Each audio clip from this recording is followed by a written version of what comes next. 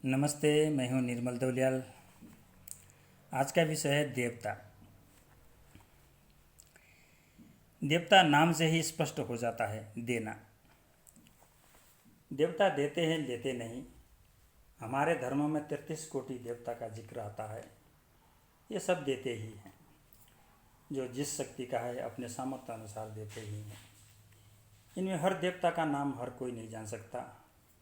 हमारे शरीर में हर एक भाग अलग अलग देवता का अधिकार है। इसी को देखकर वैद्य आदमी का इलाज शुरू करता है। यहाँ तक जड़ी बूटी तक को देवता कहा गया है। हर एक जड़ी बूटी का अपना नाम है। हर एक पेड़ पौधे का अलग अलग बीमारी ठीक करने में सक्षम है, लेकिन सही वैद्य का होना जरूरी है।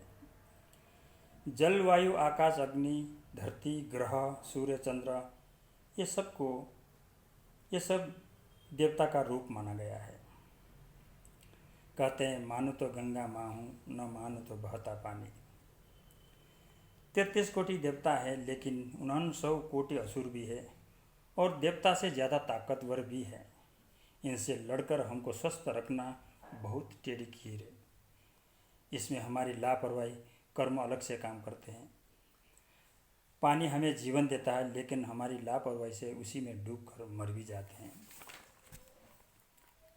अग्नि हमें जिंदा रखती है, लेकिन हमारी लापरवाही से हम जलकर मर भी जाते हैं। अन्न हमारे प्राण बचाता है, लेकिन नियम न करने के कारण वही अन्न हमें बीमार कर देता है। इसलिए इसके उपाय भी दे रखे हैं हमारे धर्म में। उपवास। कहते हैं, अग्नि हमारा अन्न पचाता है, उपवास हमारा दोष पचाता है। बिना लिमिट से हम खाना खाते हैं, उससे पैदा होने वाले दोष सप्ताह में एक दिन उपवास रखने से ठीक हो जाते हैं। अग्नि पुराण के हिसाब से हमारा शरीर अग्नि से बना है। अग्नि ही चलाता है।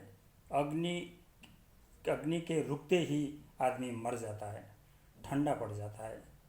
जीवित होने के लिए उसे अग्नि की ज़रूरत पड़ती है। हमारे हिंदू धर्म में जलाने का कारण भी यही कहते हैं। सबसे पहले संसार में अग्नि ही था। अग्नि से वायु प्रकट हुए, वायु से जल प्रकट हुआ, जल से वीर्य बना, वीर्य को स्त्री योनि में प्रविष्ट करते ही मनुष्य पैदा हुआ। मृत्यु काल में जब मनुष्य का शरीर ठंडा पड़ गया, जीवित करने के लिए उसे दोबारा अग्नि के हवाला करके जीवन देने की प्रक्रिया शुरू हुई। इसी को क्रिया कहते हैं।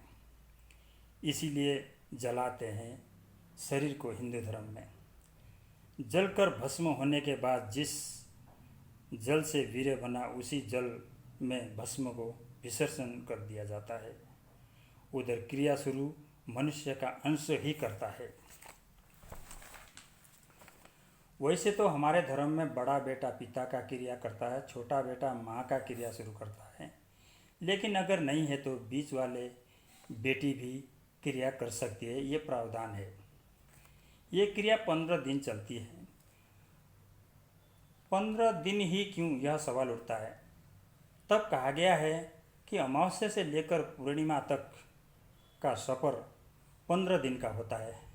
जहाँ अमावस्या को चंद्र शून्य होता है, शून्य से पूर्ण होने में 15 दिन लगते हैं।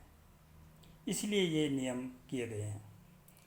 इसमें भी अलग अलग दिन का अलग अलग नियम है। वो फिर कभी मेन कारण यही है, कहते हैं कि मनुष्य शरीर का आग का गोला है, अंदर बाहर अग्नि ही अग्नि है।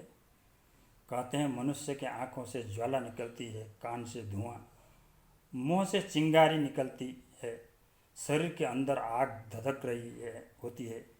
इसे अदृश्य अग्नि कहते हैं।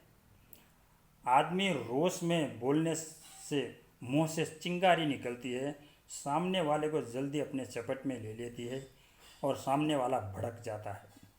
इसीलिए तो मुँह संभाल के बात करने की सलाह दी जाती है। एक एक अग्नि का वेग तो इतना तेज होता है, यहाँ कुछ बोल दिया 7 समुद्र पार अमेरिका में आग सुलग जाती है।